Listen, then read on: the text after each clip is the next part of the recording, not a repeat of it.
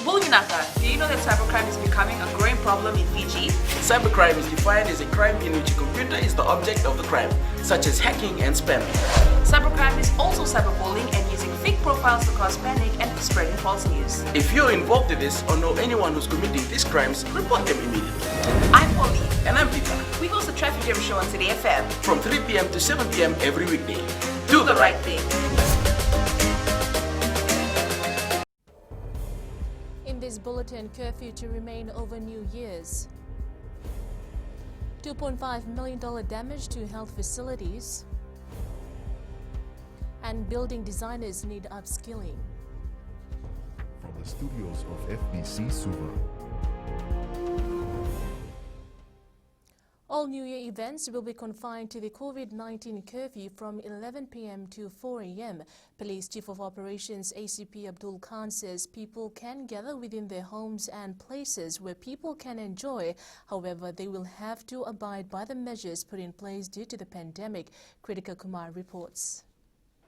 The Police Chief of Operations has confirmed the nationwide curfew will not be lifted for New Year's celebration. From the Fiji Police Force, we do respect that, but we would urge each and everyone to confine within the time limitation that has been given there, as the curfew continues from 11 p.m.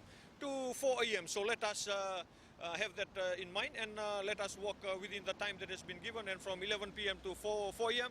the curfew is still in place. ACP Khan says Fijians should see this as an opportunity to usher in the new year in a unique way with their loved ones.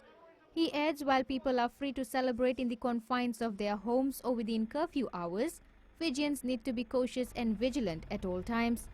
He has also reminded drivers to be careful as roads will be busy during this festive season. It will be different from as any other year, that you will not have street parties and other things out there, but that doesn't stop people to gather and within their homes and places where they can enjoy. But I must urge them, please, if you are drinking, drink responsibly and ensure that we do not want any lives taken away in this festive period. The Methodist Church, which usually holds a midnight service on New Year's Eve, has put in measures to ensure members abide by the curfew restrictions. I see it very appropriate to inform you, the leaders of the Methodist Church, that all our members in your divisions and circuits in all our churches needed to be reminded in the coming New Year celebrations to be very cautious of the curfew restrictions in place. That is from 11 p.m. to 4 a.m. in the morning. Reverend Dr. Epineri Vakandewa Vosa says the New Year Thanksgiving service or night watch service will begin around 6 p.m. and should not go beyond 9 p.m. The Catholic Church in Fiji will also have their Mass at 6 p.m., which will be over within an hour, allowing members to reach home before the curfew. Kritika Kumar, FBC News. A total of over 1,500 homes were totally destroyed in Vanua level in the wake of Tisiasa 11 days ago. Commissioner Northern Division Uraya Ranima says the number was determined following the completion of an initial damage assessment. Ranima says there were also over 6,000 that were partially damaged during the cyclone. According to Ranima, the main areas of concern are the districts of Lekutu and Wainunu. In Lekutu, 100 homes were completely damaged, while 192 homes were partially damaged. In Wainunu, 90 homes were totally destroyed and 106 were partly damaged. The damage bill from Tropical Cyclone Yasa that raised the Health Ministry's facilities in the Northern Division stands at around $2.5 million. Health Minister Dr. Feremi Wanganambete says this is an estimated amount based on initial damage assessment. Details with Jose Nanunga.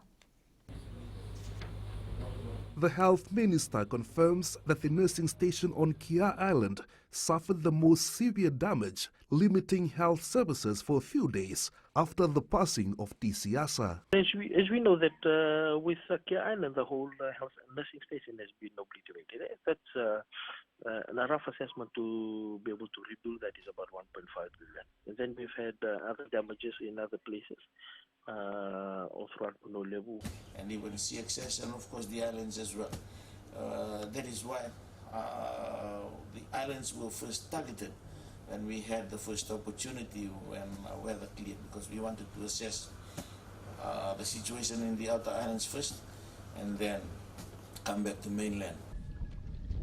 Dr. Wangainambete says few other health centers, particularly the one in Lekuto and the Lambasa hospital, sustained severe damage, costing the ministry about $500,000 in repairs. The main concern now is the aircon. As you know, the aircon is up on the side of the hospital on the roof, and that was actually blown through with the wind and the rain, and also the fan turbines of the aircon when they were damaged. That's quite a significant damage.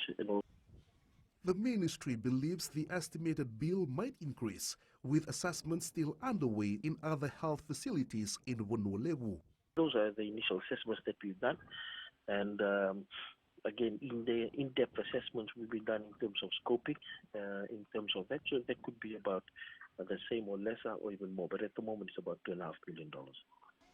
Meanwhile, no reports of communicable diseases have been received from the north, and 40 health officials were deployed last week to provide the much-needed health services in TCSA-ravaged communities.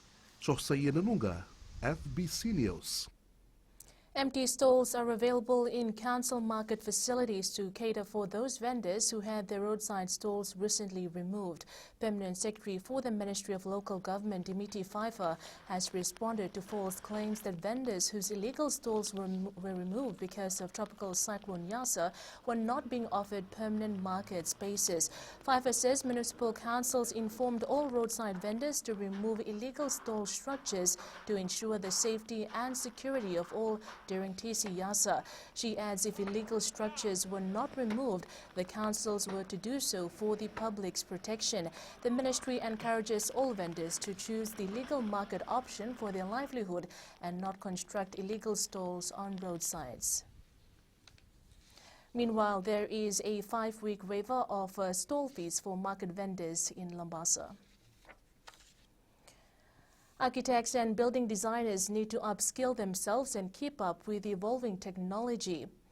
The Fiji Building Designers Association believes more course needs to be introduced to lift the standard of the services. President SHAILENDRA believes proper plans need to be drawn up to minimize illegal development.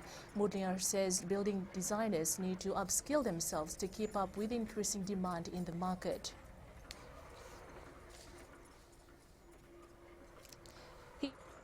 We're trying to upgrade ourselves every now and then, so we stay at that path. Because in this designing industry, we have to be upgraded all the time. You have to be, because the technology changes, it evolves every now and then. So you have to be, more aware of what's happening around you.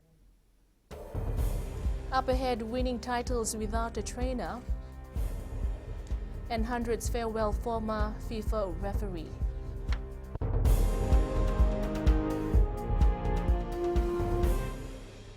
Oira na ngone no de nunu enda be singa ni mataka. Mersusunga da keno loma dina kino bikaron.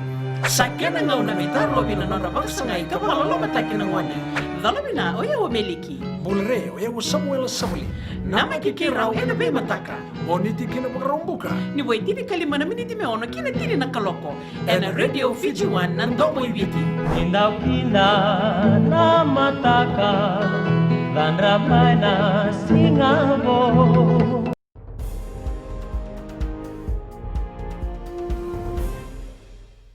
Winning Fiji's heavyweight boxing title is a huge achievement for James Singh. He is the first Fijian of Indian descent to win the belt. However, he had to do it without a trainer. AKUILA with the story. The woman behind the beast's success, and she sometimes steps in at training when the need arises. Coming from a background like me, it's hard, bro. No trainer, no nothing. I do all my hard work, everything there, and find some spare money so that I can come up to Suva and get some quality sparring here, quality paired works. I have no trainer except my wife holding the time, and I'm hitting the bag. There's no other heavyweight boxer in Fiji at the moment good enough to challenge Singh. To be honest, I've beat all the best heavyweights in Fiji.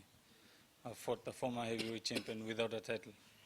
I beat him, and then I fought Kavika. He wanted a rematch. I gave him a rematch. Without saying this and that, I just took the fight, gave him the rematch. The Boxing Commission of Fiji says another option is for promoters to get overseas opponents. There might be some Tongan boxer who's very good, who's in New Zealand now, and might be having problems moving up. Easily, if we are attractive enough, he could look this way. James Singh will feature in the first promotion of 2021 in 3 months' time.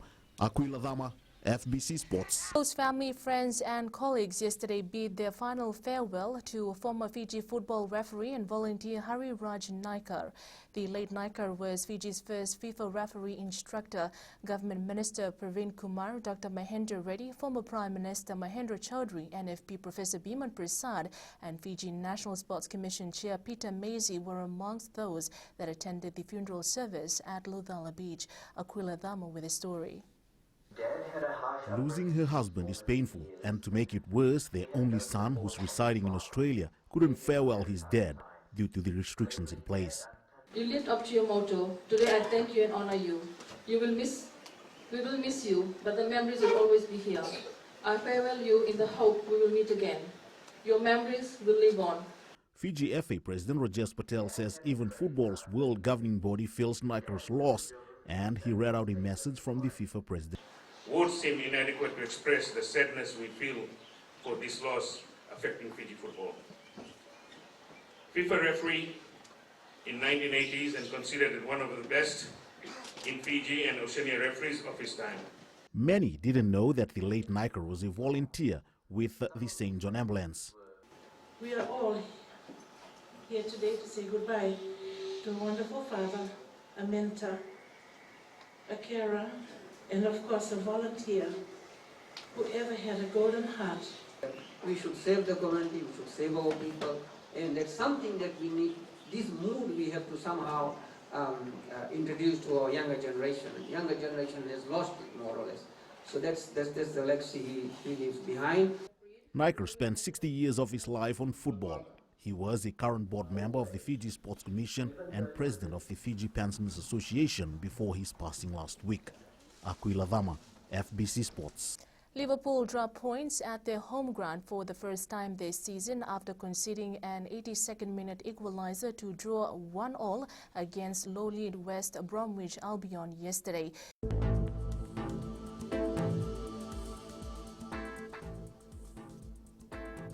Occasional rain, heavy at times and few thunderstorms over Vanuatu, Taviuni and nearby smaller islands, Lau and Lomai Viti Group and eastern half and the interior of Viti Level.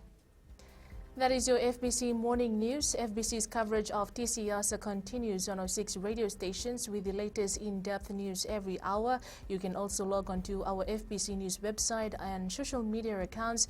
Our TV news coverage of the cyclone will return to us at 1 p.m. and 7 p.m. for our major bulletin. Until then, stay safe. Modemanda.